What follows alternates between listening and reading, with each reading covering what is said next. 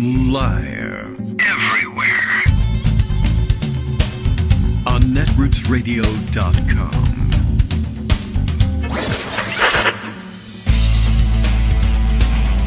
David Waldman.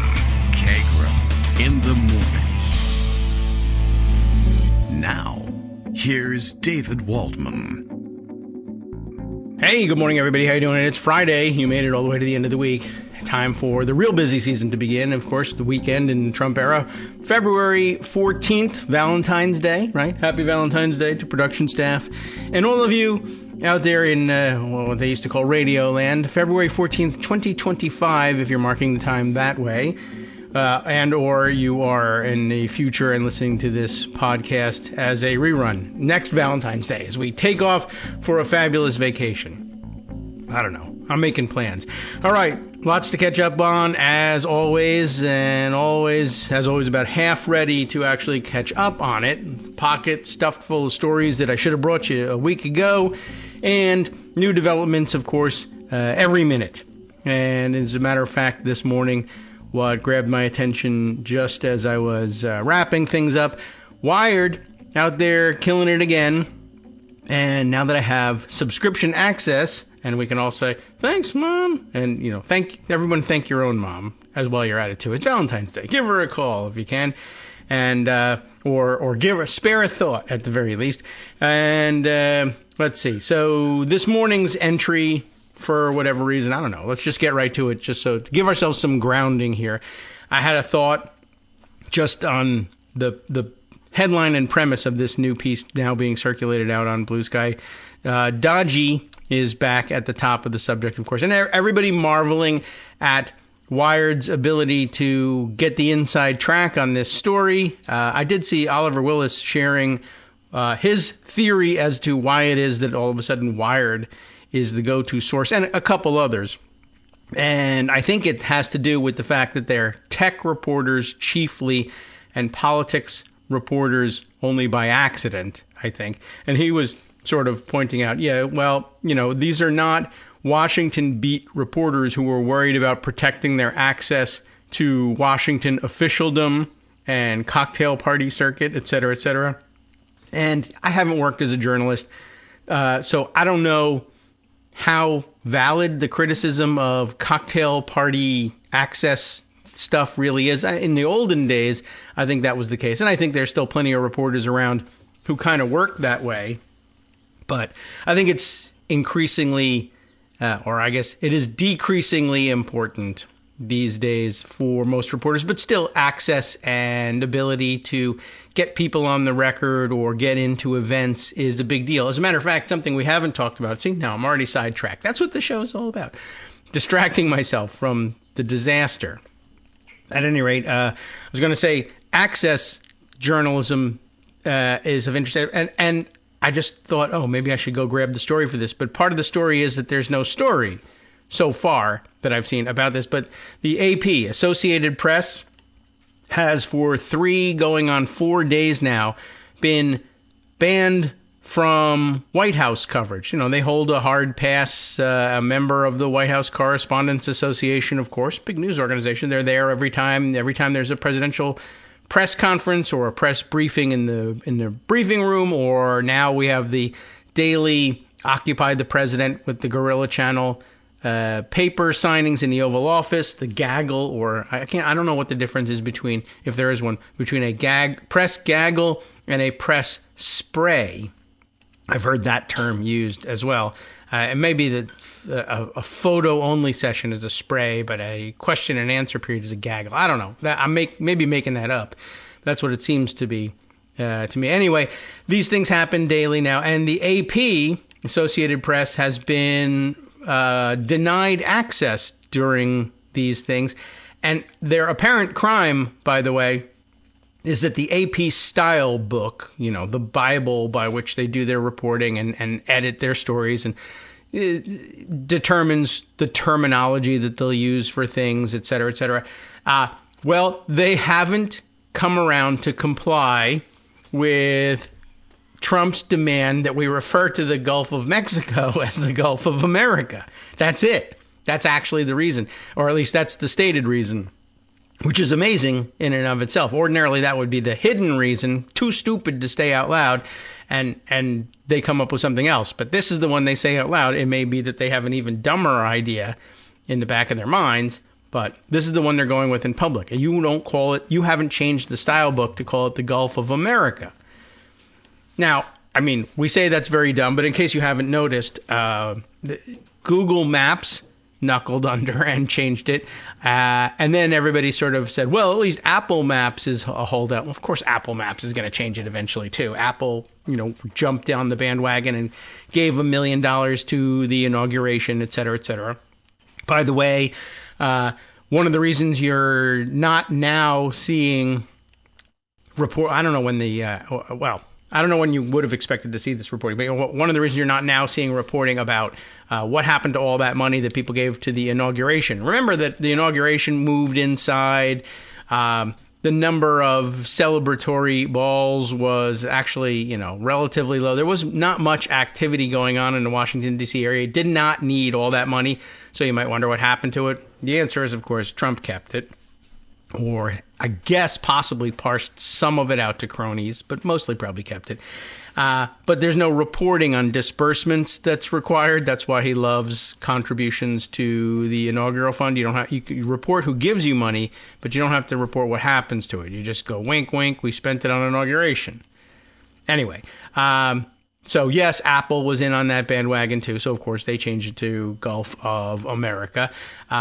A few organizations that are based outside the United States. I think I've seen famously online Encyclopedia Britannica, people passing around on social media screenshots of their explainer of why they're not doing it. And one of the answers is, what do we care? Britannica, what part of that do you not understand? But saying, it's an international body of water. There's no clear reason why America has any right to rename it. And we have audiences outside of the country that refer to it as the Gulf of Mexico, and we're satisfying them. The AP, I guess, maybe might have made the same claim. I don't know when they made any kind of claim. They just didn't get around to knuckling under fast enough, so they're not allowed in. And I've been watching people say, it's now 3-4 days in a row. And also just as startling, who's not reporting on the fact that they've been booted out is the AP. Now, you would think that that would be a top story for them. That, this administration is so backwards, upside down, and corrupt that they're keeping us out. The Associated Press, we're the goddamn AP, and they're keeping us out of the White House. And you don't hear anything from them. You don't hear anything from the White House Correspondents Association, which, by the way, as I've seen people discussing it, I haven't heard this from the White House Correspondents Association, but it seems plausible that that's the founding reason, why we have a White House Correspondents Association, is to regulate this kind of access and adjudicate disputes and to stand up for the freedom of the press. But screw that. That's in the Constitution, and we know what happened to that.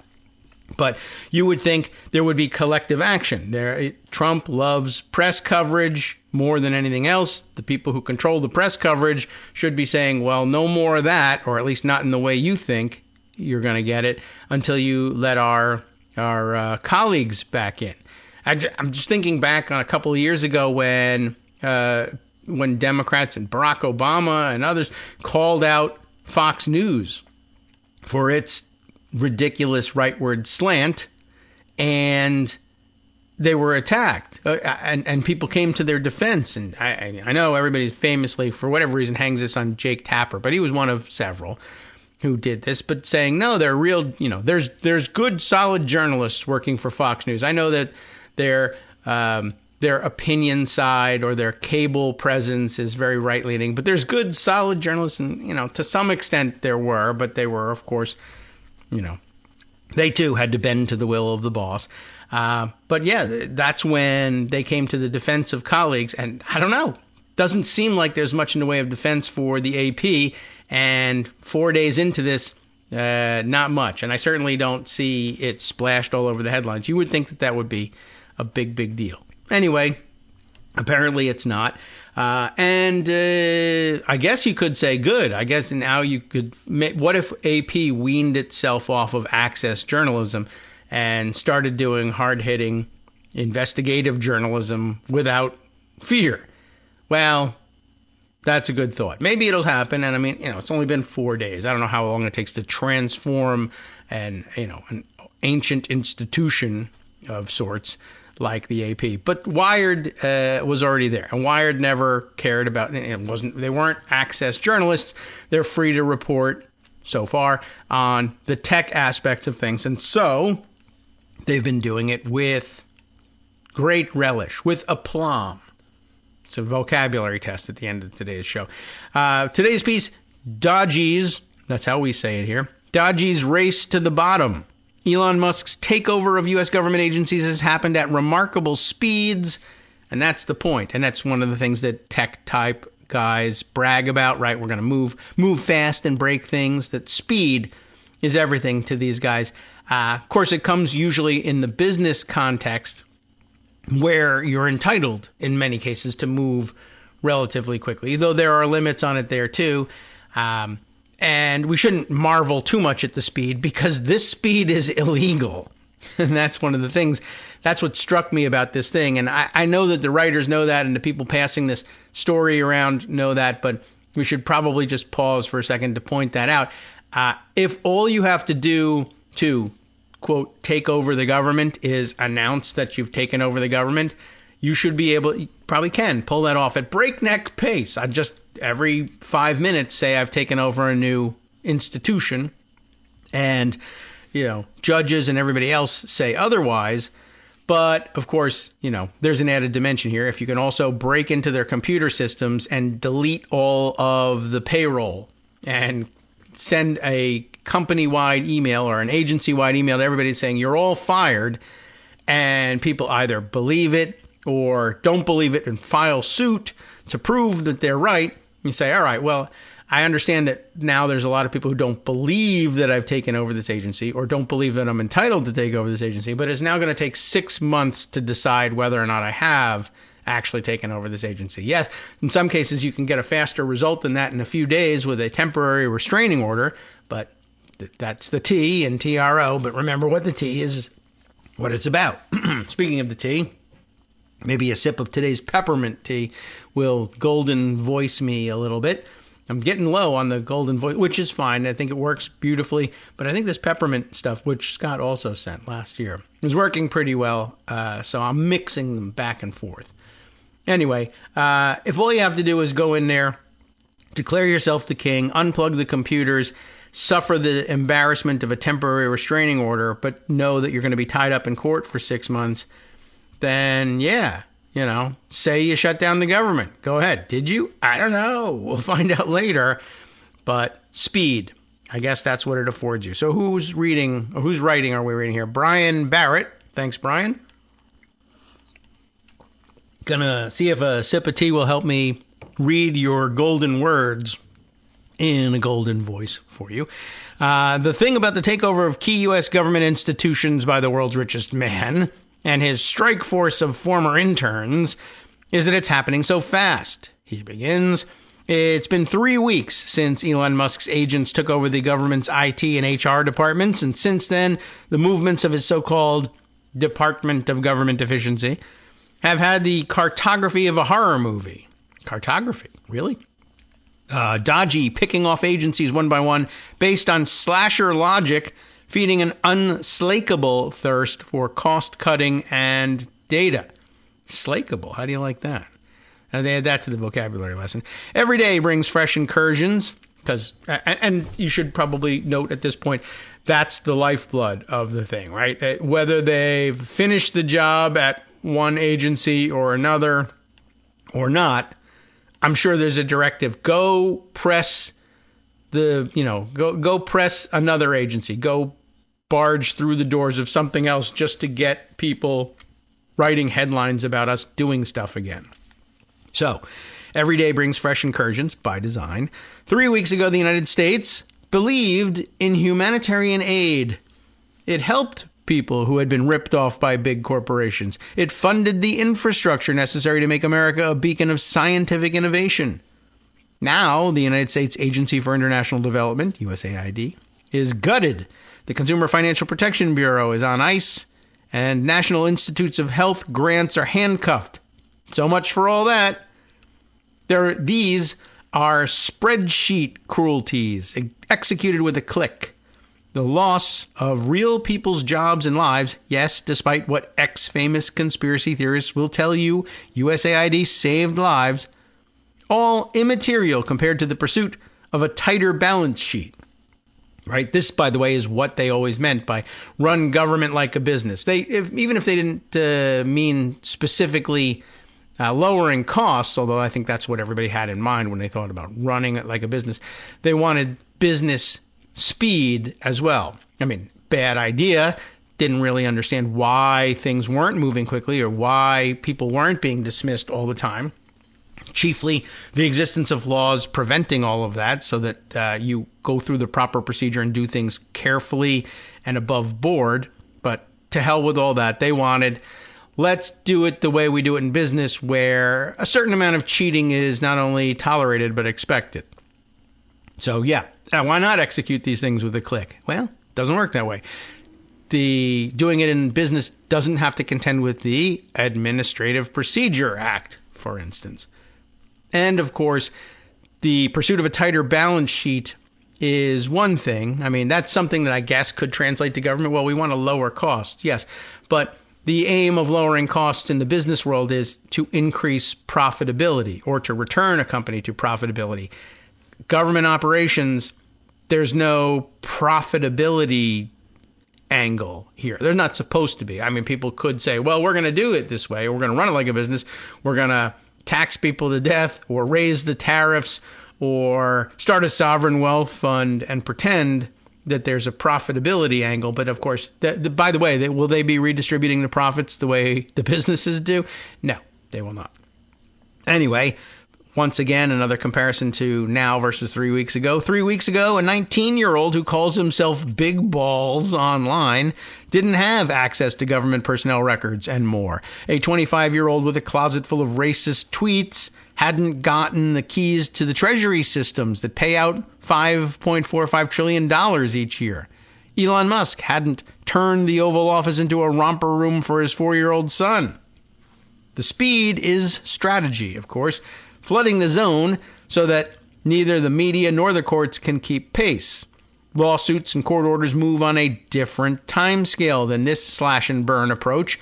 At this pace, DOGEy will have tapped into every last government server long before the Supreme Court has even had a chance to weigh in. But it's also reflexive. The first order of business in a corporate takeover is to slash costs as quickly as possible. If you can't fire people, offer them buyouts.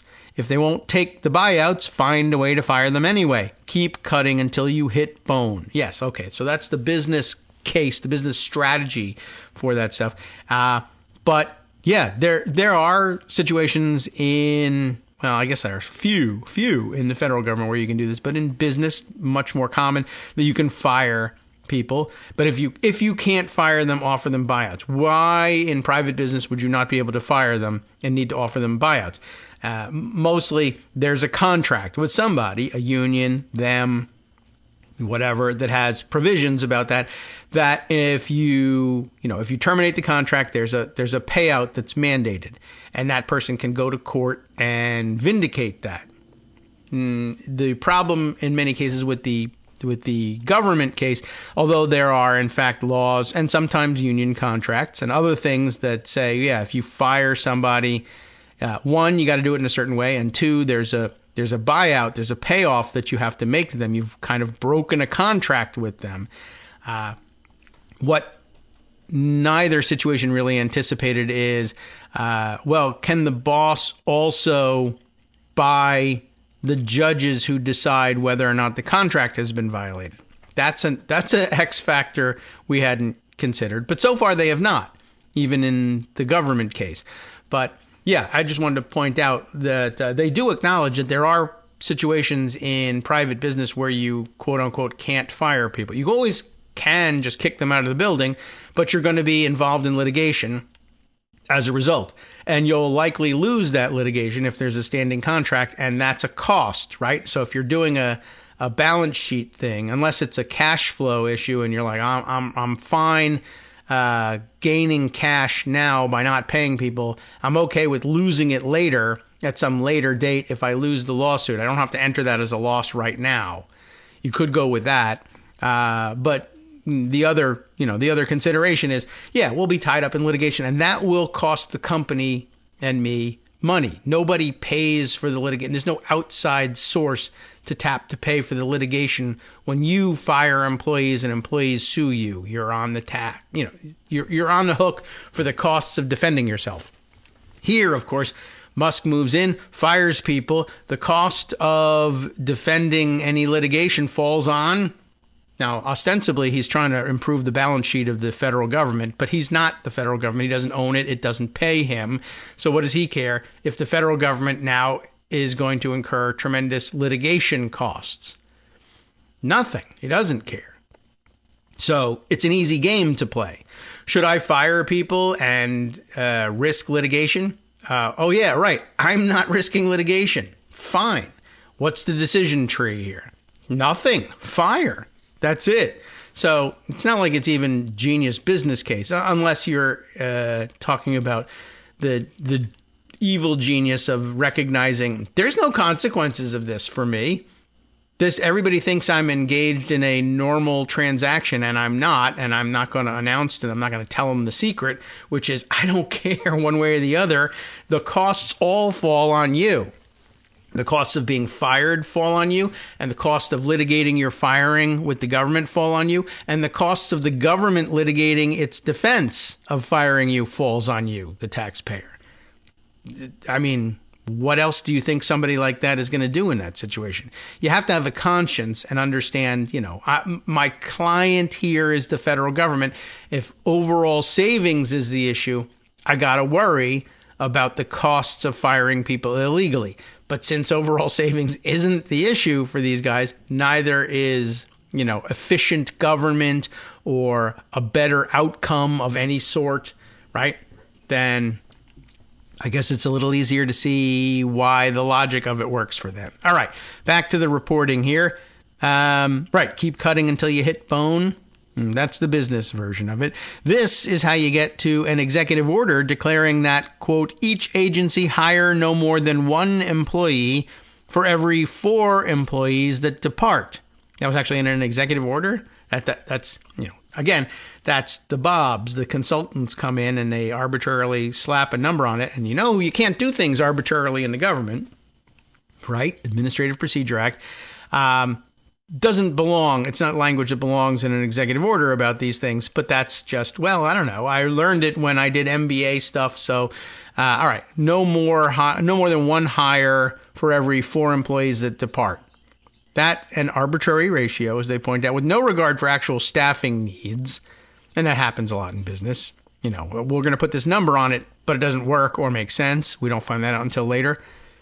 It's how you get to hundreds of federal government buildings on the auction block, no matter how fully occupied they are. That's got a link to it. It's another story we haven't covered yet. But one of the things that the Musk takeover of the GSA came up with, I know how we can save money. Let's sell all federal government buildings. Not quite all, but they actually were saying we have like 5,000 of them. Let's sell them. Now, economists say things, dumb stuff like, who are you going to sell them to? And what's it going to do to the real estate market to put 5,000 government office buildings on the market, right? Office space already falling through the floor because of remote work, et cetera, et cetera. Flooding the market with 5,000. What typically ends up happening, by the way, I think here the case study is Russia, right? You're privatizing government assets and you're just crashing the market for them so that oligarchs or wannabe oligarchs can snap them up for pennies on the dollar. We got to move these things. Nobody needs any more office space. We have 5,000 of them. We'll take, pennies on the dollar for it. And then eventually either, the buildings are redeveloped or you sell them to hotel chain or the market turns around and suddenly oligarchs who paid 10 cents for a building now have $1 million building. And either if they weren't oligarchs when they started, they become oligarchs that way. But, that's what they've got going on. Well, we'll just sell everything. without regard to whether or not they can. And also, by the way, without regard to the other executive order that says everybody has to return to the office. No more remote work. What office? You just sold it. Oh, well, the right hand didn't know what the left hand was doing. Sorry about that. You're all fired for complaining. There you go. Now we have cause. So anyway, this is how you get to this executive order about the ratios, about selling government buildings, no matter how fully occupied they are. That's another thing, right? We're not selling it because it's empty. We're just selling it because we own it. It's both extreme and ill-considered, a race to empty the town's only well. And then what? This is the question that Elon Musk and DOGEy have failed to answer because there is no answer. Does the United States government need to be a profit engine to return shareholder value? Does Medicaid need to demonstrate a product market fit in time for the next funding round? This is consultant logic. This is an engineering sprint whose inevitable finish line is the unwinding of the social contract. And that doesn't sound very good, does it? Democracy doesn't die in darkness, after all. It dies in, some terminology here. JIRA, J-I-R-A, tickets filled by Palantir alums. You'll have to tell me from the consultant world what JIRA tickets are. It sounds like help desk tickets or something. It's somehow even worse than that, though. Suppose you take this whole enterprise at face value, and I don't know why anybody would do that, but let's suppose for the sake of argument, because it's written here, that you do, that the United States should go through the private equity ringer. It does not take a Stanford MBA to know that cutting expenses only helps half your profit and loss statement. Any serious attempt to treat the U.S. like a business would involve increasing revenues. So where are the taxes? Why demolish the CFPB, which has paid out over $20 billion to U.S. citizens, the shareholders, if you will, through its enforcement actions? Good questions. Hi, I'm Scott Anderson, the guy that writes the daily summary for this show, Kagro in the Morning. Thank you to everyone that supports this show. Many of you send donations through PayPal, Patreon, Square Cash, Radio Public, and so on. Some of you write your own essays and send them in, or read articles with your own commentary. We appreciate it. Now, some of you are listening to this and thinking, I'd like to help, but isn't there something I could do that wouldn't require money or effort? Why, yes, there is. You can just like us. On Daily Kos, they call it the recommend button. YouTube has a thumbs up. There are hearts and likes and love buttons. Tap our love button. Tap our love button every day. Share our shows and summaries on Facebook and Twitter, YouTube and iTunes, Stitcher and Amazon. Most of these places allow you to write a review, so a sentence or two would be great. Recommend us to social media, or tell your friends to listen to the show. You aren't just helping us, you're helping them find their new favorite thing to listen to. You could change the world. So thank you in advance from me and everybody else in the world. All right, welcome back now to the Kagro in the Morning Show here on Netroots Radio. Let's take a look at how what kind of progress are we making through this Wired piece. Not enough. But let's read on a little bit before jumping back out of this thing. I thought that was a good question to ask. Highlighting part of the absurdity of running government like a business. What are you supposed to do if you had profits? And you're not really supposed to be generating profits. It's a government, not a business. But if you were running it like a business and you had profits, how would you distribute those profits? And then, of course, how would you increase revenues? Well, we can increase revenues because it decreases shareholder value.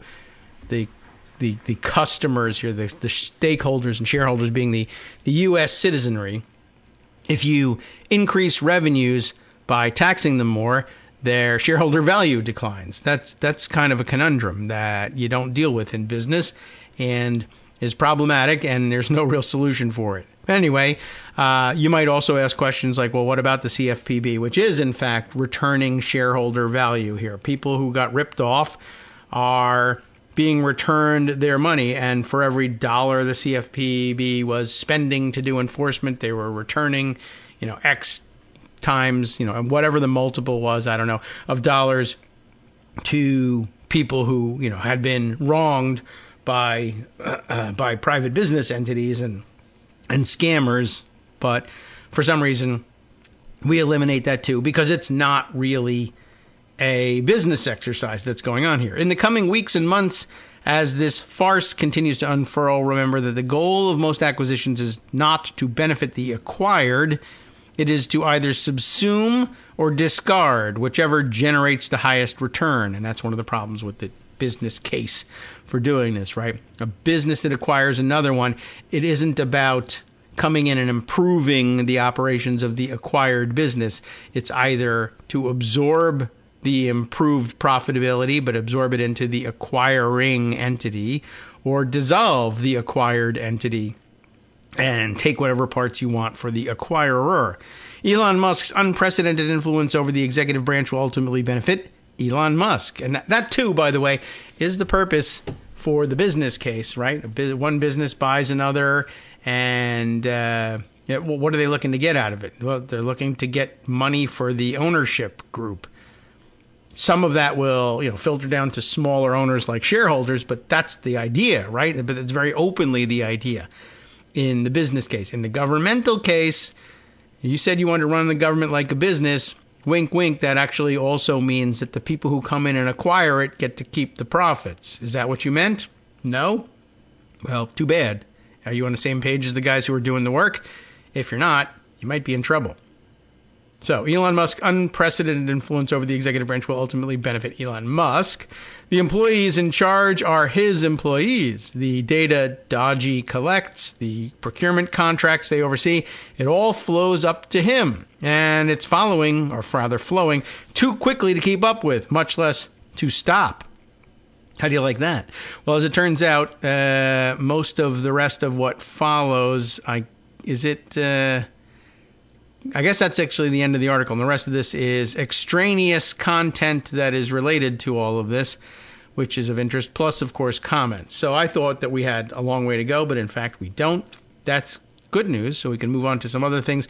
And they brush right by a point that they've made more clearly in other articles before, and we've sort of discussed in passing, but maybe should be getting greater focus, or we should understand that it's the subtext of all of these things is, once again, at bottom, it's actually pretty easy to understand. One of the chief outcomes here in Elon Musk's meddling is, well, we're cutting costs elsewhere, but we're not touching things like, the State Department said they wanted to buy $400 million worth of electric vehicles from us. That's, of course, we're going to keep that one. Although I did see somewhere yesterday that they've now backed off of that. And they said, we actually got so much bad publicity out of that maybe even if the State Department wants armored electric vehicles, they don't necessarily have to be Teslas. And, Elon Musk is rich enough that he can forego even a $400 million contract if he wants to. I mean, not all the $400 million was going to him anyway. But it was interesting that they had to back off of it. And a good observation here is that Elon Musk's, effery here is costing the company a tremendous amount of money. He may personally be able to afford it, but the shareholders of Tesla were probably looking forward to that $400 million in revenue. Now they have to forego it because it looks too dirty, and it looks too dirty because everybody's looking at Tesla and Elon Musk's dealings with the government because Elon won't stop showing off that he's screwing with the government. So screwing around just cost him a gigantic contract. He may try to pretend he doesn't care personally, but everybody else does. I thought that was an interesting development, to say the least. But otherwise, part of the great benefit to Elon for all this, not love of country so much as I can make it illegal for anybody but me to make money, basically. I can just say, as a matter of American government policy, a significant chunk of the taxes we collect from people should be sent to companies I own and that pay me. And, well, that's problematic, and we're not supposed to have that happen. All right, let me jump back into Pocket here and see what else I had set aside for you. That was just that was a late entry, always relevant. Yes. Okay, so the big news of the day, I guess, a follow-up story to something we discussed yesterday. You'll recall I read you Josh Marshall's observation that yesterday morning, anyway, as of yesterday morning, there was a strange and unexplained delay in filing the actual paperwork, filing an actual motion with the courts, the federal courts in New York, to dismiss the case against Eric Adams. And once again, yeah, this was good critical media reading stuff. And now it's just turned into a story of its own, and you know where the story is going by now. I'm sure you've seen it, how it's developed. But yesterday we were saying one of the problems with the reporting here, the Justice Department puts out a memo. You know, problem one, they actually write this memo saying dismiss the case against Eric Adams. Bad idea. Problem number two, there's no legal logic for it given in the memo because no legal logic for it exists, but they say to hell with it, just dismiss the case anyway. And there's some other nuggets in the memo that were particularly weird and disturbing, like a footnote that says, by the way, this is not a quid pro quo, which is, of course, the legal method of pulling the there is no quid pro quo T-shirt is answering a lot of questions already, raising a lot of questions already answered by my there is no quid pro quo T-shirt. Right. Why would you put that in your memo? Well, now you've learned why, probably from hearing the news. But yesterday's story was when the DOJ puts out a memo that says the case is going to be dismissed. These days, in the Trump administration, really every administration, but, you understand how people got to the practice of saying, all right, if the DOJ says the case is going to be dismissed, the case is going to be dismissed, because all they have to do is walk into court and dismiss the thing.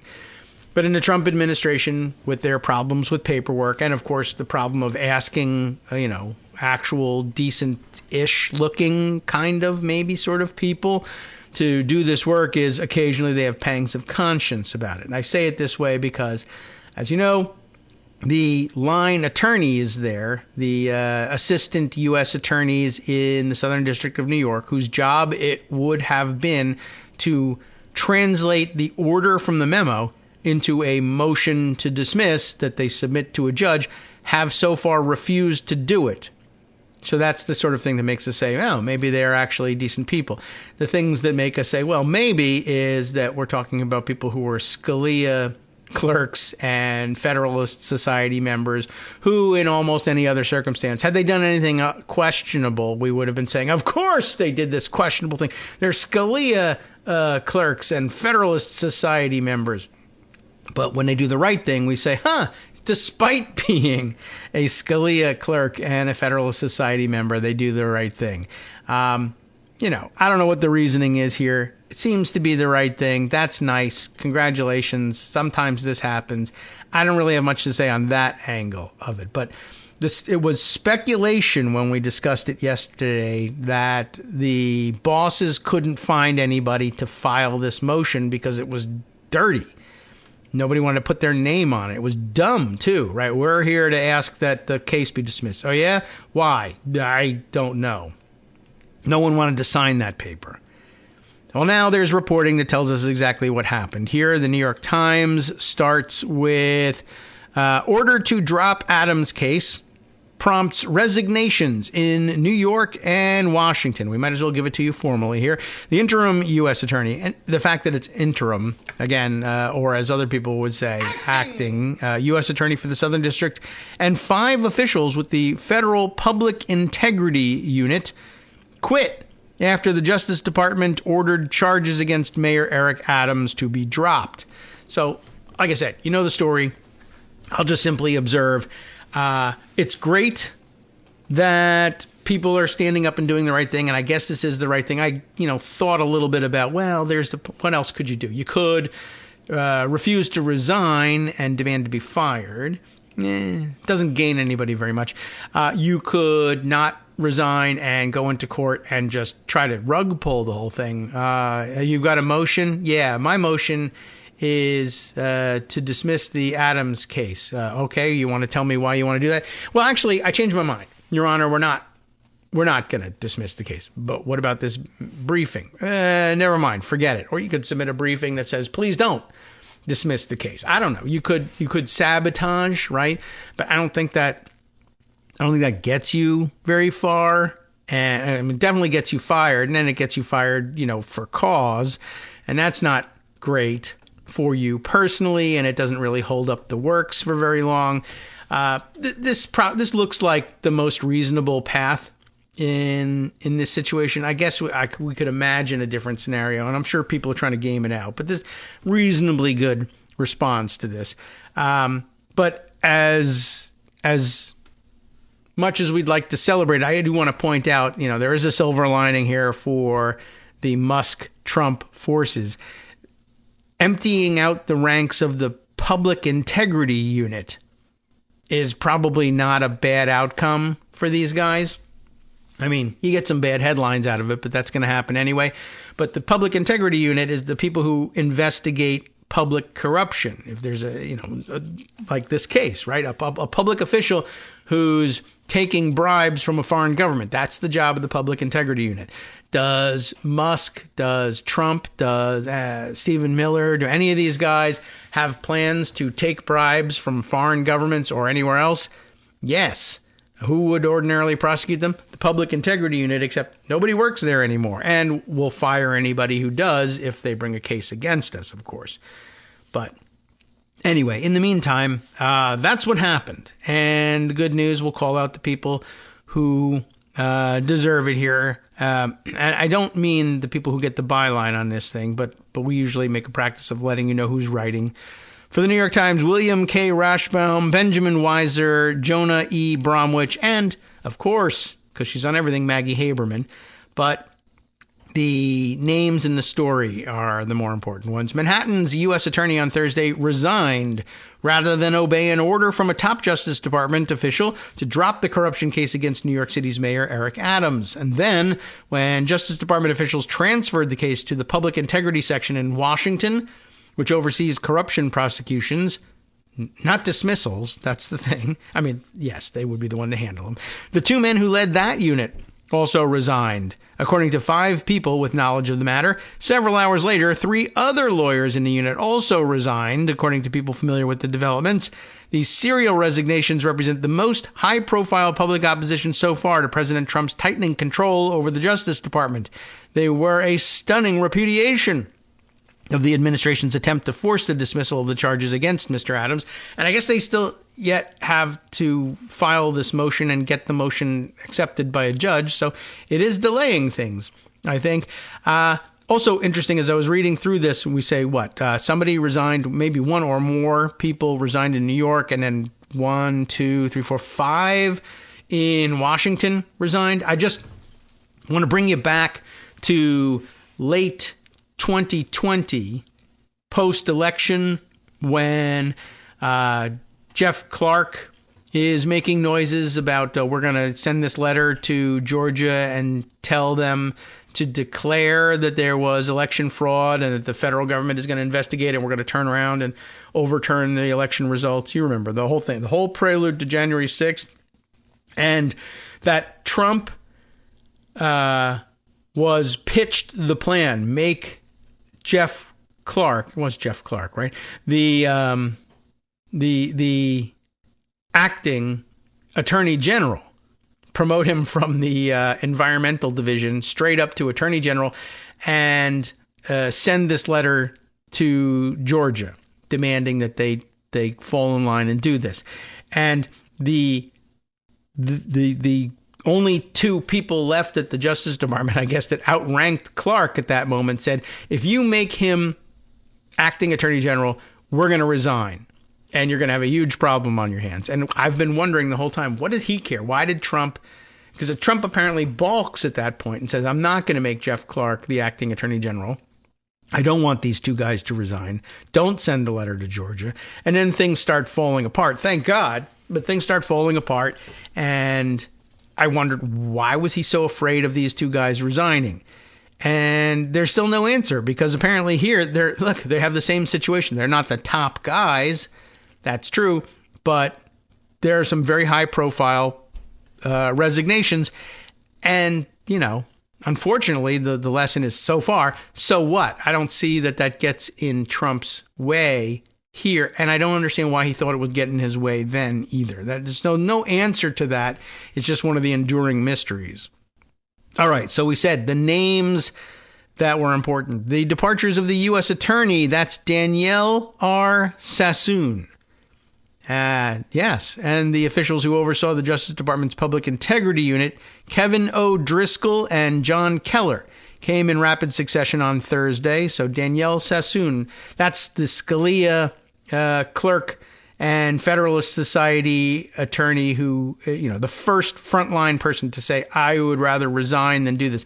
And she wrote a whole resignation letter to Pam Bondi as Attorney General. Very interesting, a little pedantic. I mean, a footnoted letter of resignation. I don't know that I've ever seen anything quite like that. But, she was trying to make a point. She wanted, rather than do this terrible thing, she preferred to resign, right? So Danielle Sassoon, if she don't look good, we don't look good. So good. She decides it's not just a matter of my own integrity, but it's bad for the United States to do this. It would damage the town to do it, if you remember that reference. Anyway, the other players here, Public Integrity Section heads Kevin Driscoll, John Keller, all resigning on Thursday. And another the acting number 2 official at the Justice Department, Emil Bove III, that's a terrific villain name, had ordered Manhattan prosecutors to drop the case against Mr. Adams. Emil Bove III is the bad guy here. By the way, Emil Bove II, Emil Bove I, probably not wonderful people either. I know nothing about them, but I feel comfortable saying the Emil Bove progeny, the whole line is probably a little weird. And it is a great evil character name, Emil Bove. Although, interestingly, I read the other day, and I'll have to see if I can find this, but I read that Emil Bove, he's been the enthusiastic enforcer for Trump. Enthusiasm is right. And the enthusiastic enforcer of Trump's purges, and saying he's been carrying out the orders of, I want you to fire everybody in the Justice Department who had anything to do with investigating January 6th, for instance, right? And he's perfectly willing to do it. And it makes you say, what a jerk. Although I'd read the other day, Emil Bove has been in the Justice Department for a long time. And as you know, the January 6th investigation was the largest investigation in Department of Justice history. So the likelihood that somebody so high-ranking who'd been there for so long was not involved in the January 6th investigation seems small. And in fact, too small to make the logic work. Emil Bove was involved in the January 6th investigation, and by all accounts, an enthusiastic participant in that investigation, who now charged with the task of purging the DOJ of anybody who worked on it, has conveniently forgotten that he worked on it. Well, you didn't mean me, the one who's agreeing to carry out the orders. You meant everybody else. I see. And that's why everybody hates Emil Bove III. The agency's justification for dropping the case against Adams was explicitly political. Mr. Bove had argued that the investigation would prevent Mr. Adams from fully cooperating with Mr. Trump's immigration crackdown. Mr. Bove made a point of saying that Washington officials had not evaluated the strength of the evidence or the legal theory behind the case, which is the kind of thing that you're supposed to examine when you make a decision like this. And by the way, we should point out once again, a federal judge could, in fact, say, you haven't examined that? Well, then I don't accept your motion. Your motion is overruled. The case isn't dropped. The problem with doing that, of course, is you say, all right, well, the case isn't dropped.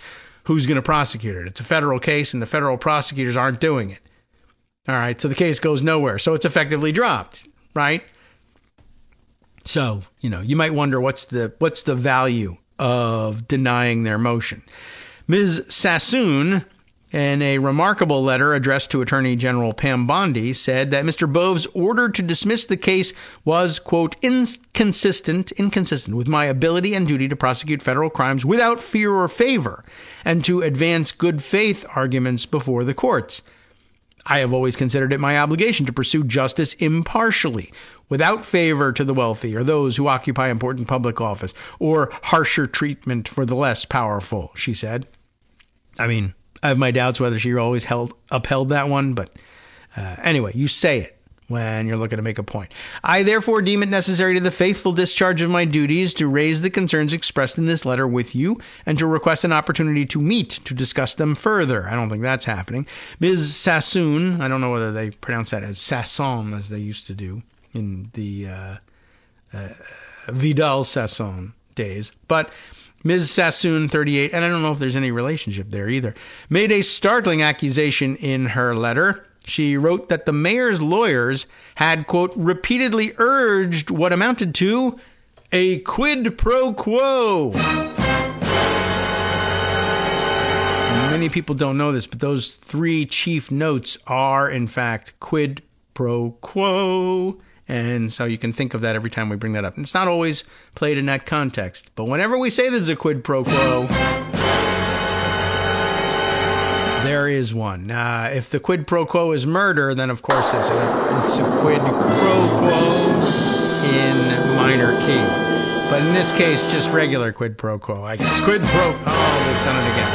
All right. A lawyer for Mr. Adams. This is what happened here. The lawyer for Mr. Adams... I'm sorry. We didn't even say what the quid pro quo was. Don't play it.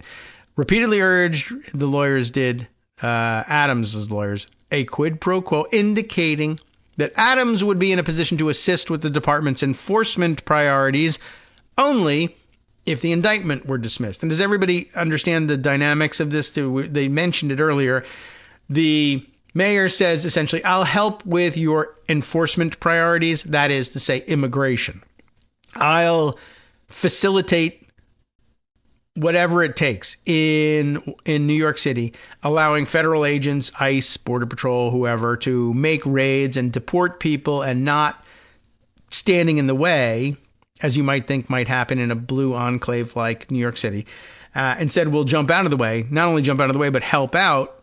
But I can only do that if I'm not constantly finding myself distracted by federal prosecutions of me, you see?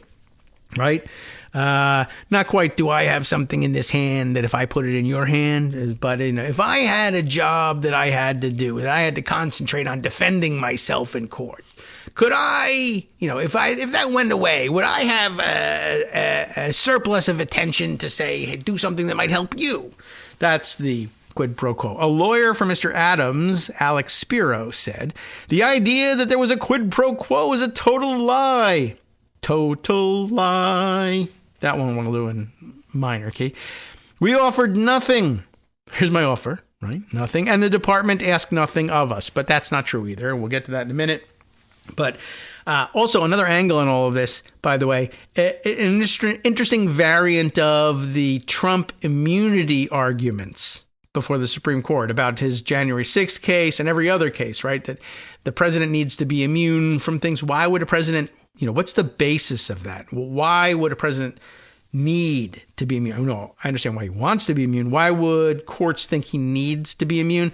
And it's the distraction argument. The president can't faithfully discharge his duties and pay attention to all the important stuff he has to do if he's constantly forced to spend all of his time and attention on defending himself in court.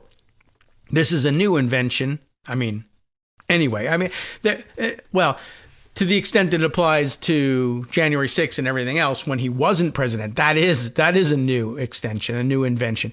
But that's the reason you can't charge, it is said, by directive of the DOJ and not by law or constitution.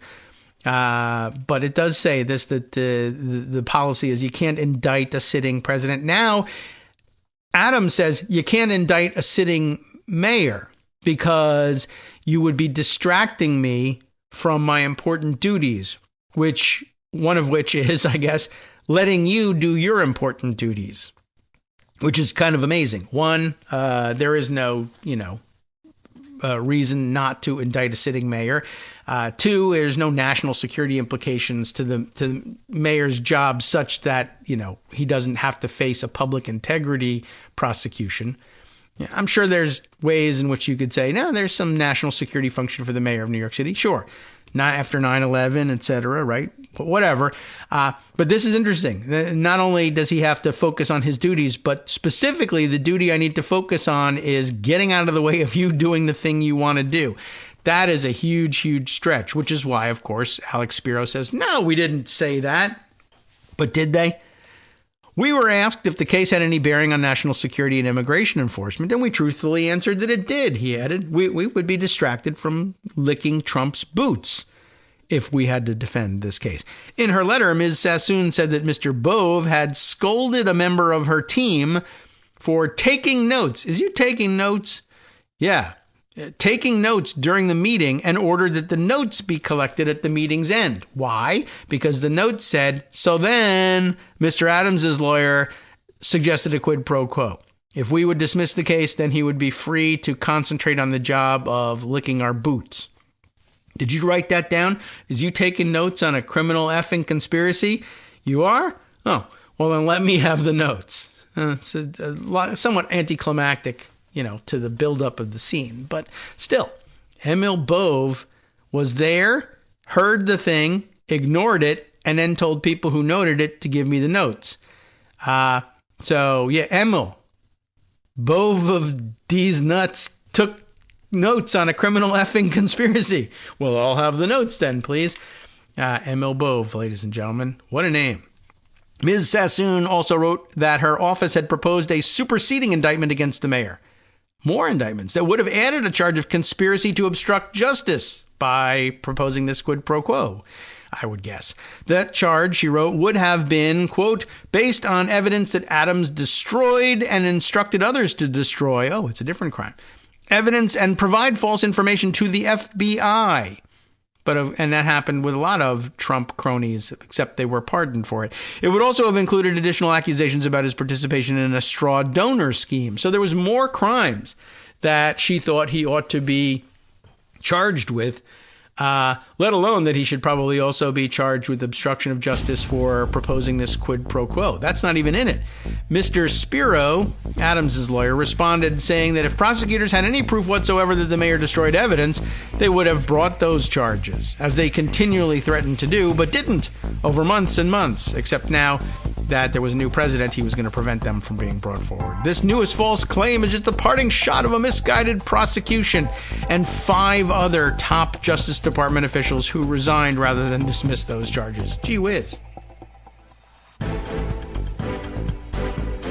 All right, welcome back now to the Kagro in the Morning Show here on Edwards Radio. So there's a bit more to this. It's a long story, and I realize, time slipping away here to cover other things, but this is I think this is an extraordinarily important story, even though I don't know that the policy outcome changes much, but it's of import. In that this is essentially, of course, most Watergate babies, as they called them in the day, now no longer babies, will recognize this instantly as, was it a Saturday night? Is that right? The massacre, Saturday Night Massacre, in which, again, Department of Justice officials were fired or resigned in rapid succession rather than participate in that particular angle of the Watergate cover-up. We're having it all happen all over again. Of course, Nixon threatened with impeachment. It was virtual certainty with that one, such that we basically count him among the people who faced impeachment, though it never actually went forward. See, you got to file the paperwork in order to make these things happen, right? Anyway, so just one more thing where Trump was himself impeached for freezing foreign aid in order to try to leverage favors out of Ukraine.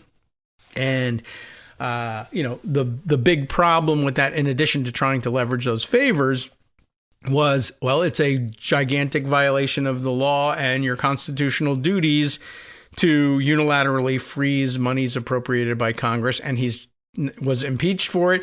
And by the way, Mitch McConnell and other Republicans walked away from all of the mountains of evidence that he had in fact violated those things and voted to acquit him the first time. Then there was an insurrection against the government and there were mountains of evidence. And once again, though, harshly criticizing him, Mitch McConnell walked away again.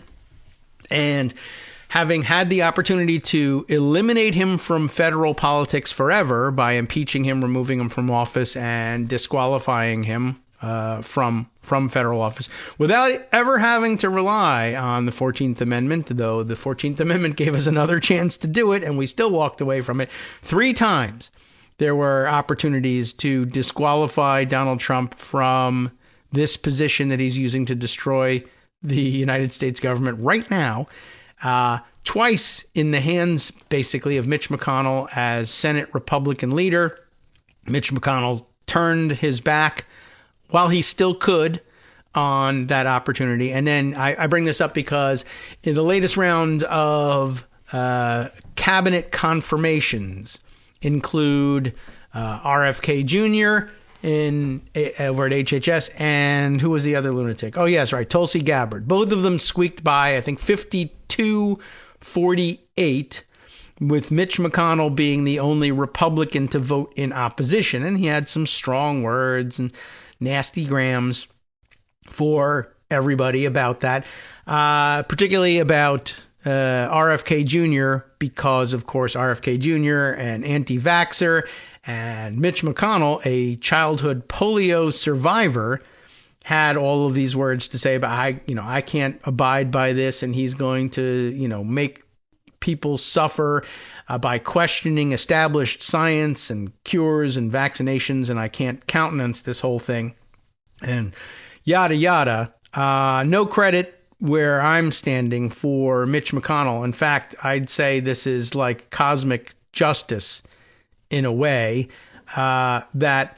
childhood polio survivor Mitch McConnell handed twice opportunities to prevent this whole thing from ever even happening. This nomination doesn't even happen. This vote doesn't occur. But for Mitch McConnell's cowardice in turning his back while he was able to still walk under his own power, turning his back on the opportunity to save the country the grief of having to deal with this criminal in office ever again, and instead finds himself powerless to stop an anti-vaxxer from taking office and sentencing who knows how many millions of children to the same fate that he suffered as a childhood polio survivor. But again, polio survivor. Mitch McConnell, what have you done with your second chance at life, sir?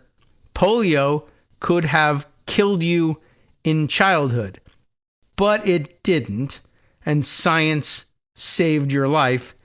How have you returned the favor? Well, I voted against the guy.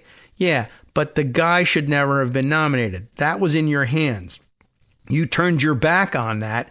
And now, if you're the kind of person who believes in this sort of thing, you might wonder, is this the reason God has now returned you to the wheelchair? That you will end your life as it nearly began, crippled and without the use of your legs? Because when you were given a second chance at life and the use of your legs, you used those legs to turn your back on your country and the rest of us and sentence us to the insanity of a second Trump presidency. Do you deserve to die in your wheelchair like you were going to when you were a kid because you fumbled your second chance at life? I ask this question every once in a while about people like Steve Scalise too, right? Gunned down, but given a second chance at life. What does he do with his second chance at life? Ruin the lives of others, not only by standing in the way of gun reform in this country, but everything else that he's facilitating in this country. Using his second chance at life to destroy the lives of others. It seems like a type of cosmic justice. A little bit of a distraction from what we were discussing here, though. The dismissal of the Adams case. But I pose a moral question to you in the middle of all this, including the moral question of, should I be saying such things? Well, maybe, maybe not. We could debate it. But first, let's read a little bit more about what happened to the Justice Department. Remember that the internal investigations, it's noted here in the Times piece, ordered by Mr. Bove I think I skipped a bit here. I was scrolling down to see what else we might need to put on the record here. Right. We probably didn't skip that much now that I think about it. Mr. Bove accepted Ms. Sassoon's resignation which, fine, you're entitled to do. But then he makes a critical error, in my view, personnel matters. He accepts her resignation with an 8-page response of his own on Thursday, in which he blasted her handling of the case and the decision to disobey his order. And he makes a couple of startling admissions in that letter.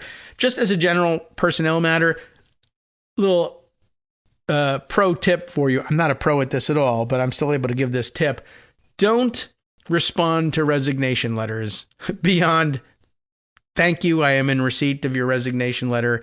We appreciate hearing from you. The end. Don't respond. He responds with 8 pages of stuff. That is all. If she's going to initiate a suit at some point, every page you provide her is a piece of evidence in her case against the Justice Department. Although you might wonder whether, given the fact that he was an enthusiastic investigator of January 6th, yes, you might wonder, maybe he's, are you stupid or something, Billy? You just gave him right. Okay. Well, maybe you sabotage the case for the United States government, all the while looking like, no, I'm a loyal foot soldier. I don't know. Anyway, Bove responds with an 8-page letter of his own. He told her the prosecutors who had worked on the case against Mr. Adams were being placed on administrative leave because they too were unwilling to obey his order.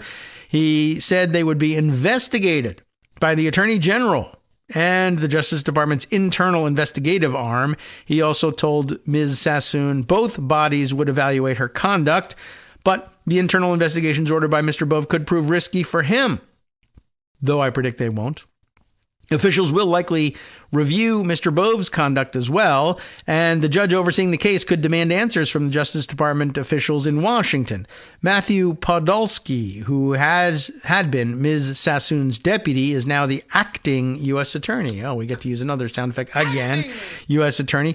A spokesman for the office said on Thursday evening, Mr. Bove's letter offered a window into the dispute. Don't offer windows if you can help it. Offered a window into the dispute that has been raging between the Justice Department officials in Washington and federal prosecutors in Manhattan, out of sight of the public.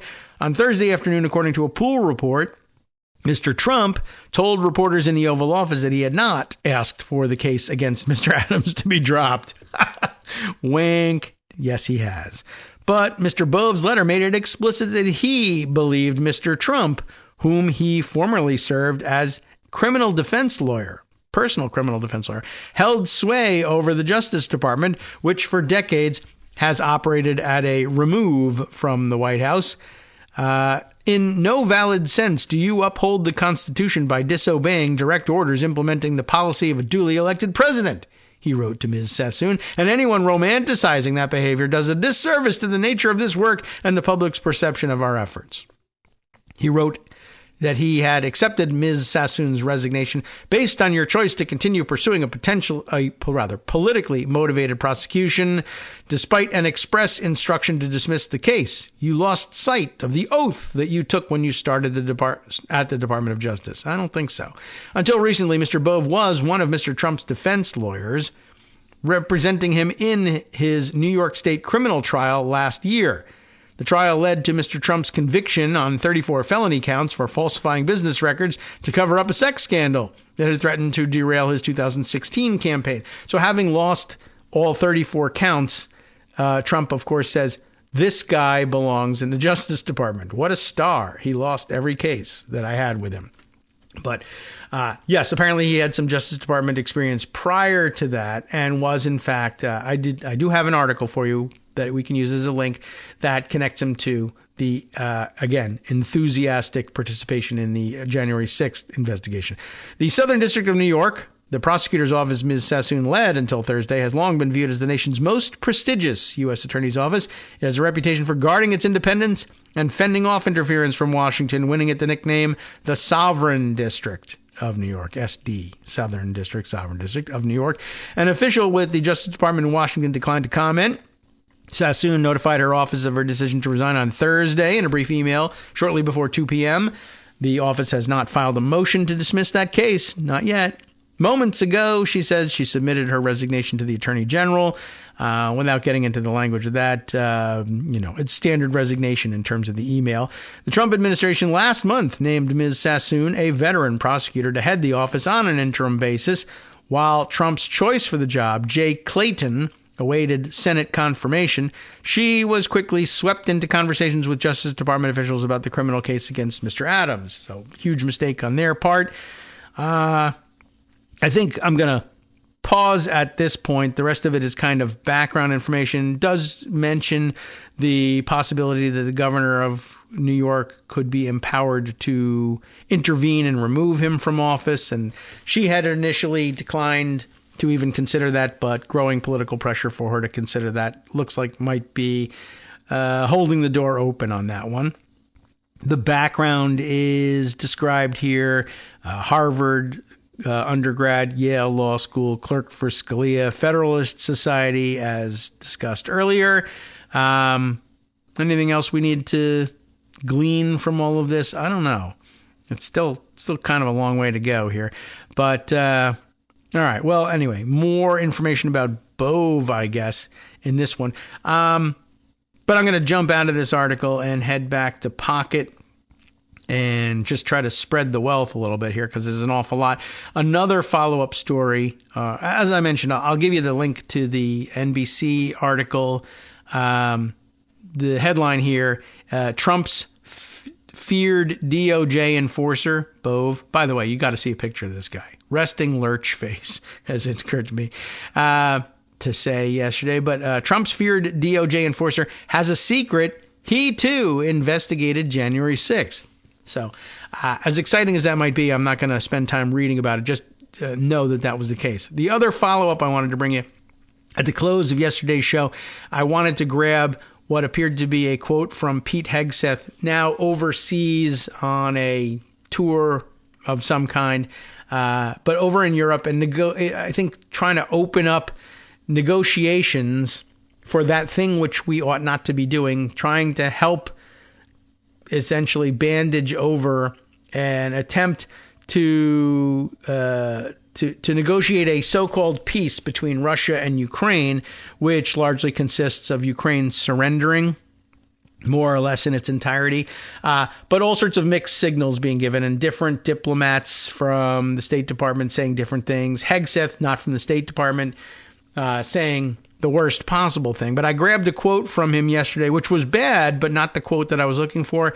Now the quote that I actually had in mind was this one circulated on Blue Sky the other day by the DOGEy account here. I don't know what DOGEy is. No, the volume on this answering machine is supposed to be turned down, but it's not. Anyway, DOGEy had the quote from him, from Hegseth, saying, "I'm here today," in Europe, right, at the start of the negotiations and in meeting with other counterparts in Europe, "I'm here today to directly and unambiguously express that stark strategic realities prevent the United States from being the primary guarantor of security in Europe," which is a bit of a wow in terms of the import here, right? Coming to Europe and saying, by the way, the whole premise of NATO is moot, no longer operative. We cannot be the primary guarantor of security in Europe. Now, we could say, look, you never know what's going to happen in a war. We can't guarantee that security in Europe remains as it is. We can't guarantee we would win the war, but we can guarantee that we'll try. But being the guarantor of security in Europe is supposed to be about the trying part, and he's apparently saying no to that. And then I didn't see that written up in the big, news outlets, and I wasn't sure that he had said such a thing, because there's a little bit of, controversy and weirdness about quotes that they're getting these days and whether people really said them. I did Google it, and I did come up with this Yahoo News hit from the Telegraph that says the same thing. Europe cannot rely on U.S. protection, Pentagon chief tells NATO allies. So they printed this in the Telegraph on February 12th. So it, appears to be legit after all. But you would think that quote would be splashed across bigger headlines in more newspapers than just the Telegraph. But the Telegraph is a legit publication over in the UK. So that seems kind of weird. Maybe there was more context to it that softened it, but I don't see it. Here's the quote, as we said. He said it during a meeting of the Ukraine Defense Contract Group at NATO headquarters. And the follow-up here is the United States faces consequential threats to our homeland. We must and we are focusing on securing our own borders. We also face a peer competitor in China with the capability and intent to threaten our homeland and core national interests in the Indo-Pacific. So basically saying, I don't know, it looks like we're going to be distracted. You might be on your own. It was sort of a major declaration of the end of an era. If he's right and is actually stating U.S. policy. But those are big question marks because, once again, we can't tell. This government is so non-functional, no one can answer for sure whether that is the foreign policy of the United States or not. All of the paperwork and the hard stuff of vetting statements like that before they get made, instead of letting somebody speak off the cuff, why is it a headline at all? It's a headline because ordinarily when the United States Secretary of Defense says something, anything, but particularly something like that, it's been vetted interdepartmentally and with the White House, and all the lawyers and all the strategists have weighed in, and all the departments that have a say about things like that weigh in, and the intelligence community, and they've assessed it, and none of that has happened in this administration because they don't know how to do that stuff, even if they wanted to, and they don't want to. They want the chaos instead. A Secretary of Defense has said this. It should be taken at face value. But should it? Not when there are also people out there saying, no, we definitely are going to be responsible for the defense of Europe. And apparently that, too, is out there happening. Let me see if I can't... I did see somebody saying they screen grabbed this other person's quote and said, what is the foreign policy of the United States? That was they're like, I just have one question. And it was actually that. Let me see if I can come up with, I didn't put that tweet away, and I should have. And now I'm not certain that it'll be all that easy to come up with it. I don't know. For some reason, here it is. Matt Pierce, whose name we've called on the show before, though his bio doesn't tell us exactly who he is, but a big name with lots of followers, a journalist, I assume, and grabbing from the Wall Street Journal's story, Vice President JD Vance, perhaps you've heard of that guy, said on Thursday, that's just yesterday, right? Hegseth said his piece on Wednesday. On Thursday, JD Vance says the U.S. would hit Moscow with sanctions and potentially military action if Russian President Vladimir Putin won't agree to a peace deal with Ukraine that guarantees, now we heard about that, but we thought that the peace deal would be surrender. But he says the peace deal has to guarantee Kiev's long-term independence. That seems like at odds with the rest of the administration. Vance said the option of sending U.S. troops to Ukraine if Moscow failed to negotiate in good faith remained on the table, striking a far tougher tone than did Defense Secretary Pete Hegseth, far tougher, complete opposite, who on Wednesday suggested the U.S. wouldn't commit forces. But not only that, suggested that the U.S. would not be interested long-term or short-term in guaranteeing European security overall, much more broad than just Ukraine. But yeah, so Matt says, I have a question. What is the foreign policy of the U.S. government? And a valid question. I mean, the things that JD Vance said here are nearly on target. Like, I wouldn't have let him go as far as saying, well, troops in Ukraine to directly fight Russia is on the table. I guess you got to say, well, all options are on the table. I mean, it's a crazy situation over there and we got to put a stop to it. Yeah, we have to guarantee security of the free world here. So purely as a formality, you have to say that that's on the table, but it's not really on the table. But so it's not a great or well-crafted statement, but it is a statement in direct contravention of, one, what everybody thinks the president's position on Ukraine and Russia is, and two, a direct contradiction of everything that the Secretary of Defense said the day before. That's going to make it tough to figure out what the foreign policy of the United States is. Okay, so all right, we had that as a follow-up. There's many more things that we have to get to, and it's going to be difficult to decide the order here. Let me do this. With a few minutes left to go before the break, I have Hayes Brown, a Hayes Brown piece for MSNBC put away here that I think, I don't know that it breaks new ground, but it's Hayes Brown saying it, and he does a good job saying things. So I thought this might be a good Friday piece to add in here. Trump is ruling over the first true Potemkin Congress. And I did see other people sharing this on Blue Sky and saying, I might have used a different terminology. I might have said the Supreme Soviet, for instance, or something like that. A rubber stamp, really, more than Potemkin Congress. But let's get to the point of this. House and Senate Republicans are arguing over budget strategy, while the Trump administration makes it clear it is ready to ignore Congress.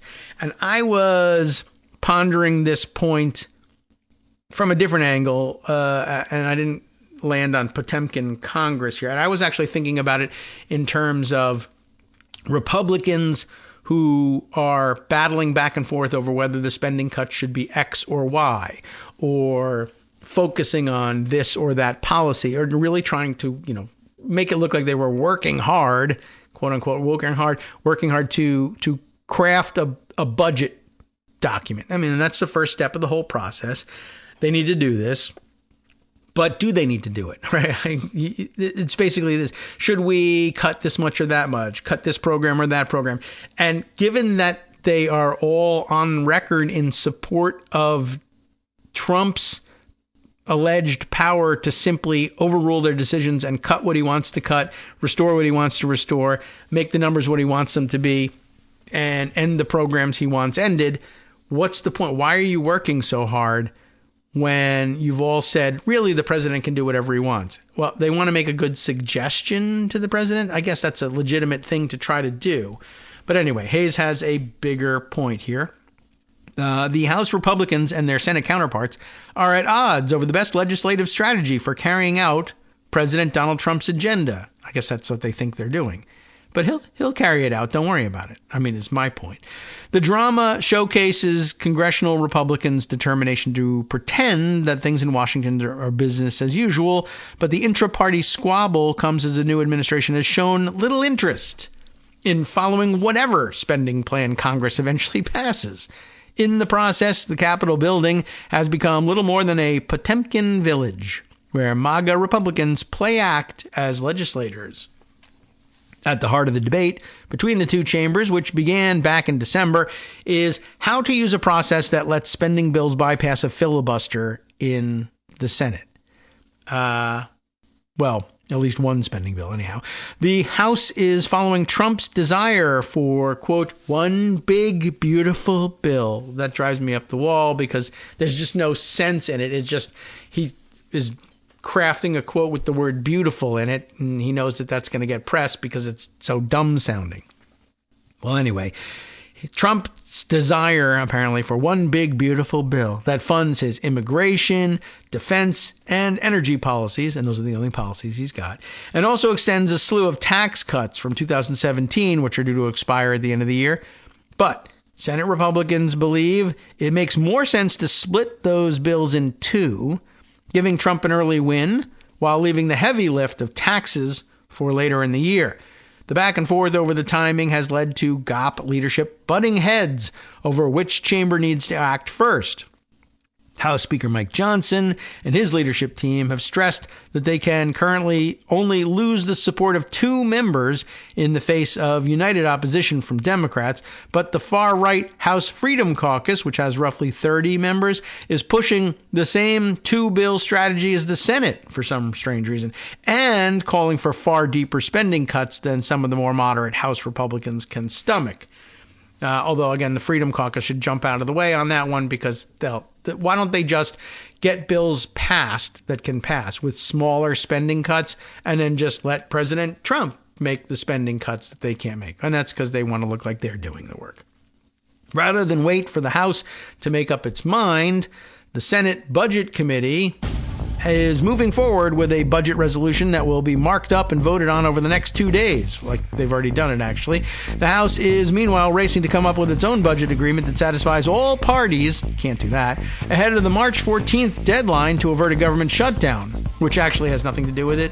Let me point that out. And whichever budget framework prevails then must become the 12 appropriations bills that fund the various parts of the federal government. In other words, the budget agreement doesn't actually fund anything. You know that. Hi, everybody. It's me, David Waldman. Yes, the same guy who interrupts you all the time. Interrupting you one more time just to tell you again, another reminder that your contributions are what keep this show on the air, and Patreon.com, Patreon.com, is still among the easiest ways to make the sustaining subscription donations that keep us afloat. Are you ready for the pep talk about how our Patreon campaign is still going strong and growing? Well, too bad. Yeah, the plain fact is we actually are headed in the wrong direction, and whereas we once had about 175 monthly patrons, we're now actually down below 150. Time to recruit some more. Not exactly the kind of news I wanted to share, but there it is. For those of you in a position to support the show, Patreon.com does make it easy to make those secure, recurring monthly contributions to do so. Patreon.com/KagroX gets you straight to our donation page. We've been through a lot together. The worst of the pandemic, we hope. The worst of the insurrection, we hope. So go ahead and treat yourself. You don't need an excuse. Give yourself the gift of a little something you enjoy in life. Support the show. And of course, if you happen to prefer using PayPal or even the Square Cash app, we're up and running on those options too. So thanks again, everyone, for all your support. We couldn't, or at least shouldn't, do it without you. Hope you'll be on board soon too. Thanks for all your support. All right, welcome back now to the Kagro in the Morning Show here on Netroots Radio. How about a little more from Hayes Brown? We left off, making the, pedantic point that, no, the budget resolution doesn't really actually have that much, if anything, to do with the March 14th deadline. The March 14th deadline is the end of current appropriations as laid out in the last continuing resolution, which is not the budget resolution. Budget resolution, blueprint, it doesn't have the force of law, et cetera, et cetera. No actual funds attached to it. It's just a suggestion of how much funds there ought to be and how different committees will be allowed to divvy it up next time around. What needs to happen in order for the government to not shut down after March 14th is another continuing resolution has to be adopted. That's really basically all there is to it. There's no other option. There has to be another continuing resolution. That continuing resolution might be shaped by the aims of the upcoming budget resolution, but the budget resolution is for fiscal year 2026. It is meant to be adopted sometime between now. Well, it's meant to be adopted, I think, before April, but it's meant to be adopted between now and next September 30th. But it's meant to be adopted early enough such that it would guide the work of the 12 appropriations committees handling their, almost never happens anymore, but handling all of that such that, say, by, under normal circumstances, by June or so, they would have worked out their appropriations bills. They would have brought them to the floor. You'd find them passed before the summer adjournment, the summer recess, and then they'd be in place for September 30th going forward. Anyway, the point is that this budget battle, if they settle it and the House and Senate agree between them on a 1.5 bills, I don't know, 1.5 reconciliation bills in order to do their work. I don't know. Whatever solution they come up with, no matter how they solve it, that by itself won't fix the March 14th deadline. So, okay. But the rest of his points, I think, hold very well. Bluster and discord on Capitol Hill are normal. What's going on at the other end of Pennsylvania Avenue, on the other hand, is very much not. While Republicans on Capitol Hill argue the Trump administration has opted to see how much control over federal spending it can seize from Congress. At issue is whether the president can hold back or impound funds that Congress has appropriated. The administration, led by the Office of Management and Budget Director Russell Vought, thinks a 1974 law prohibiting impoundment is unconstitutional. But rather than confront that legislation head on, the White House has danced around it, claiming that any pauses in funding are only temporary freezes to allow for their review.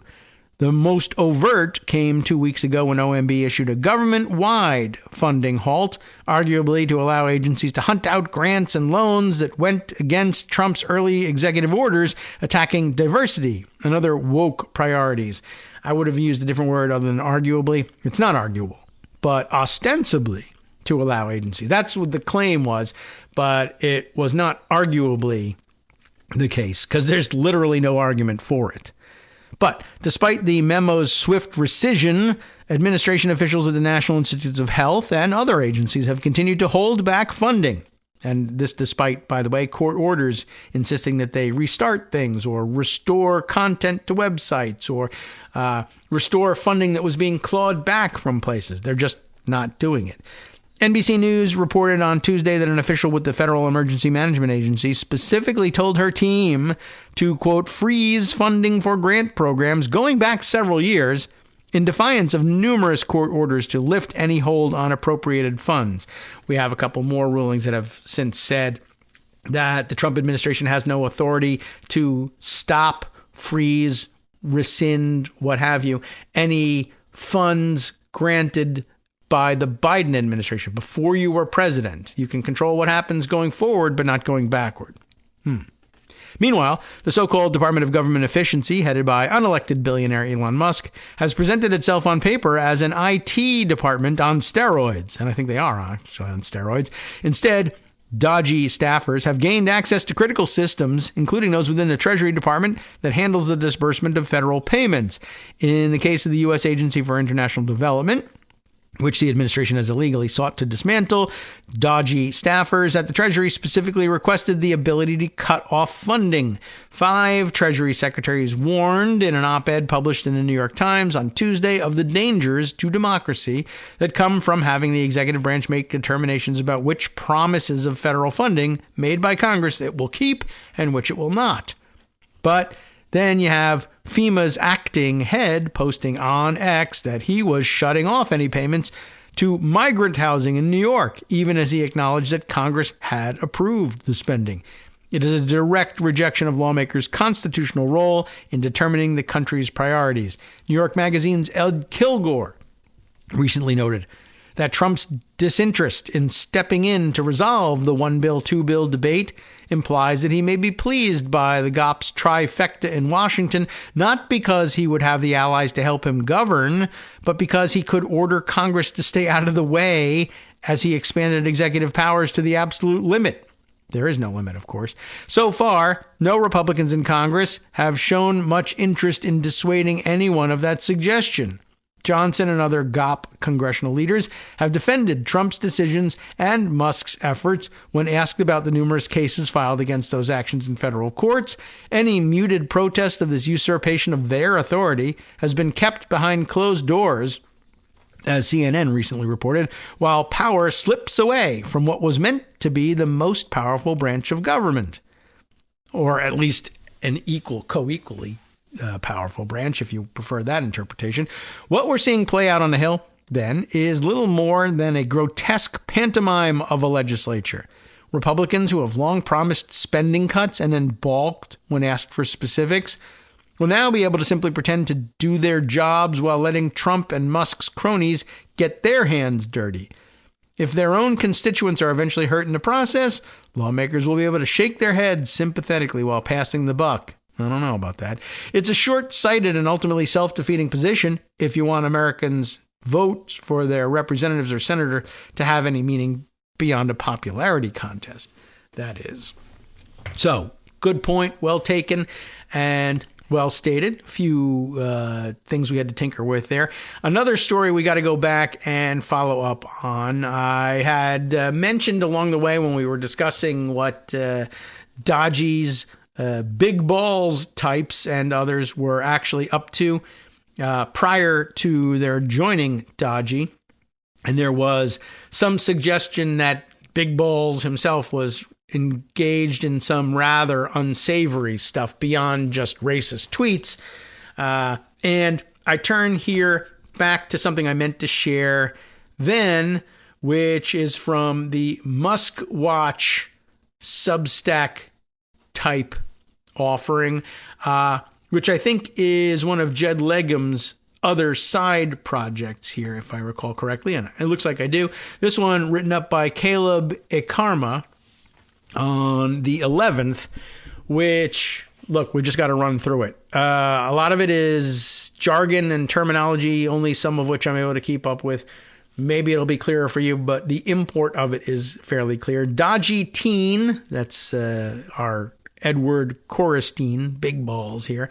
DOGEy Teen ran image sharing site linked to URLs referencing PDF files, as Darwin suggests we refer to it, in order to avoid any YouTube censorship and monetization problems. By the way, no monetization problems arising from YouTube because we're not monetized on YouTube. They said, do you want to be? We said, I don't know. If you want to send us money, sure. But yeah. We're not doing that kind of trade there. But anyway, URLs referencing PDF files, wink, wink, and the KKK. So what's going on here? This was what we were hinting at the other day before he, maybe concurrently, he may still be doing it. One of his pastimes was running we were worried about this, right? An anonymous image sharing app platform on the internet, wherein when people were customizing the URLs under which they were storing God knows what kind of content, they were claiming in naming the URLs, choosing the name for the URLs, that, hinting that there was PDF files, wink, wink, and or KKK content included. And it was pointed out then and there, these are kids, these are teenagers, they might in fact be putting something rather innocuous, but thinking it would be funny to name the URL something that would be so outrageous and possibly even illegal that it might be clickbait all by itself. But on the other hand, the point of an anonymized image sharing platform is very often, at the very least, sharing unsavory content, let's say. And a 19-year-old would likely do something like that. The subheader here reads that the site launched by Edward Coristine in 2021, when he was even younger, promised to protect the privacy of its users, stating, quote, all of your images are encrypted. We do not log IP addresses, device agents, or anything else. End of quote. Do you believe him? I don't know. But you make that sort of promise in order to elicit the upload and sharing of files that people would rather not be attached to their identifiable profiles, i.e. stuff that would be illegal or at the very least unsavory. Why promise that? So that people will do that. Why might somebody lie about that? Because they're looking to be able to identify them and extort them later on. Did they do it? I don't know. Edward Coristine, a 19-year-old member of Elon Musk's Department of Government Efficiency, I would say, quote unquote, DOGEy, launched an image sharing website in 2021 that featured custom, well, it's their terminology, shitposting web addresses that redirected to content hosted on his site. URLs that redirected to Coristine's site referenced the sale of child sexual abuse material, racial slurs, and rape. Among the links were things like childporn.store, and kkkiscool.club, according to web traffic tracked by BuiltWith. I don't know what kind of service that is, but, suffice to say, it helps identify stupid and illegal sounding URLs like that. The White House and Coristine did not respond to requests for comment, of course. The former intern at Musk's brain-computer interface company, Neuralink, Coristine was named senior advisor, amazingly enough, to the State Department's Bureau of Diplomatic Technology on Monday, the Washington Post reported. He is also listed as an, quote, expert at the Office of Personnel Management. In early 2021, Coristine, then 16 years old, activated that Tesla.sexy website. That's the thing, right? And we were saying to name it Tesla.sexy, and then to say, oh, by the way, what's this for? Well, sexy, all right, fine, whatever. You're 16. What's it for? Anonymously hosting images that we promise not to give away your identity. So whatever you want to put, and you can customize the URL. What's that for? It's for porn sharing. Whether it has to do with PDF files or not, I don't know. I don't care. It's not a great use of your time, but the kid's 16. It could be a youthful mistake, but if it also enters into criminal activity, well, then let's find out about it. Anyway, Scott pointed out to me, by the way, that sexy Tesla.sexy, I don't know whether the use of the URL is unique to him, but apparently it's something that Elon Musk has hinted at before. Also, he thinks it's a great, sales pitch, and also pointing out that the model names of the various Teslas, I mean, there's the Model 3, that doesn't fit in anything, and then, of course, the Cybertruck, which doesn't fit, but there's a Model S, there's a Model X, there's a Model Y. I don't think there's a Model E, but you get the idea that apparently it was, at least at some point, suggested that he was naming the models this way so that it would, end up spelling sexy for some strange reason. And he's a guy who will do this dumb stuff. For instance, he named his own child XAEA-XII. So he'll do anything. Anyway, so when you use, so he named this thing Tesla.sexy. He described it as an image sharing site that would prioritize the confidentiality of its users. Why are we the sexiest? Privacy. When you use Tesla.sexy, but here you might ask, why Tesla at all? Right? Because he's a fanboy. When you use Tesla.sexy, all your images are encrypted. We do not log IP addresses, device agents, or anything else. The site's homepage stated in March of 2021, according to archives from the Wayback Machine. If you like features, we have some. If you have, If you like features like we do, you'll love Tesla.sexy. Fake links, lots of cool domains and effects to put on your images for ultimate, shit posting. Once again, we're only reading you the copy here, folks. By the way, Scott says that the Model 3, right, I see what you mean. It's leet speak, hacker type code, online idiots from way back, using 3 to represent E. It looks like a backwards E. So even dumber than I originally thought possible. So there you go. So Model S, Model E3, Model X, and Model Y. By the way, the Model S is the only one that actually looks good. I just thought I'd point that out. The Model Y, I think, is maybe like one of the worst looking vehicles I've ever seen in my life. Anyway, I just thought that was worth pointing out. Okay, so let's see. We left off with the front page pitch from Tesla.sexy. Coristine updated the web pages website's homepage in April of 2021, stating that it offered users image hosting with a touch of insanity. Okay, he's 16. The site update indicated that it catered specifically to image sharing among Discord users. You can customize embeds, use fake links, only works on Discord, use random domains, and much more. Images embed within a second on Discord. Uploading images is also an incredibly speedy process. Again, Coristine emphasized that Tesla.sexy would protect the identities of users who use the site to share images, right?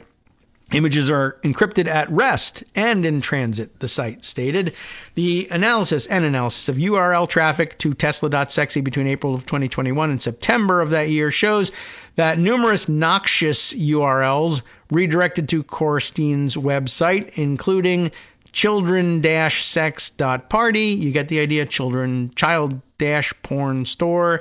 KKK is cool club. There's more. And then we get into N-word stuff. Ownaslave.shop. All kind. Ketamine-rape. Oh my gosh. Anyway, all of the worst looking stuff. But again, it's pointed out to us that this might be kids just, flapping their gums on the internet here more than be apt descriptions of what's going on. Internet archives of the URLs show that they redirected traffic to Tesla.sexy, but any content they may have linked to has disappeared. Good riddance, in my view. In December of 2021, Coristine registered Tesla.sexy as a limited liability company in Connecticut. It's unclear whether Coristine, who has gone by the online monikers Rivage or Rivage, I don't know, Big Balls, Joey Crafter, and others, used or created any of the URLs, but they reflect the kinds of sordid online communities Coristine trafficked in during his high school years. According to Krebs on Security, a website that tracks this sort of stuff, Coristine was a member of The Com, a disparate community of Telegram channels and Discord chat rooms that serves to facilitate collaboration between cyber criminals. The kind of people you want getting root access to United States Treasury payments networks. A Wired report found that one of the domains operated by Tesla Sexy LLC provided a service to create AI bots for Russian Discord servers. They're usually doing good work. In 2022, Coristine interned at Path. That's the place he got fired from. A security company that hired former cyber criminals to protect customers from denial of service attacks, DDoS attacks. During the same year, a Telegram handle associated with Coristine sought to hire someone to commit a DDoS attack in a calm chat room that exists for the sale and solicitation of cyber crimes. Well, that shouldn't exist. Bloomberg reported that Coristine's tenure at the company was cut short, i.e. he was fired, after he was accused of leaking proprietary information to a competing firm. After he was let go, he claimed on Discord that he could destroy Path's servers if he wished to. I had access to every single machine, a Discord account connected to Coristine wrote in 2022. In 2024, a Discord account tied to Coristine wrote that he had moved on from the comm underworld, saying that there was not, quote, a lot of money to be made in the comm. According to Krebs on Security, Coristine began working for Musk's Neuralink later that year. As for Coristine's presence on the social media platform X, Musk Watch found that he interacted at least once with prominent eugenicist and white supremacist Joseph Brodsky. Not that prominent, but okay. Communication history saved on X shows that Coristine responded to a November 2023 post in which Brodsky wrote, quote, white 12-year-olds have higher IQs than black adults. Where should the IQ cutoff for rights be? What a fun guy. The current legal standard is inconsistent, he says. It is unclear what Coristine wrote in response to the post, as his reply has been deleted. Probably a good idea for him. Other young men that Musk has recruited to staff the White House's U.S. DOGEy service include Marco Elez, who resigned last week after the Wall Street Journal discovered a social media account he used to promote racism and eugenics. DOGEy then rehired Elez at the behest of Musk and President JD Vance. Gavin Kilger, a DOGEy member who serves as a special advisor to the Office of Personnel Management, and a domain administrator at the Consumer Financial Protection Bureau, shared content posted by white supremacist Nick Fuentes before joining the Trump administration, according to Reuters. So, all right. That encapsulates the reporting on that subject. Just as a follow-up, since we mentioned that the allegations had been made, I thought I would read you the allegations that we had come across along the way. Whether it all pans out, whether it means anything, whether they rehire people or not, well, we have yet to see. That's the threat. But, of course, they never do any of the paperwork, these guys, as we said. And so we can't be sure. We'll put it that way. All right. Let's see. I wanted to mention another Wired piece that Justice covered. Was it yesterday? I mentioned on our way out the door that I really liked this very interesting case. Reuters having won the first major AI copyright case in the U.S. And if this is the article I'm thinking of, they make a very interesting point in order to win it. And it's Thomson Reuters now. I didn't notice that transition, but Thomson Reuters' decision has big implications for the battle between generative AI companies and rights holders. And the upshot, if I am correct here, is that they basically got a judge to say that I guess I'll just read through it to make sure that I've got it right here.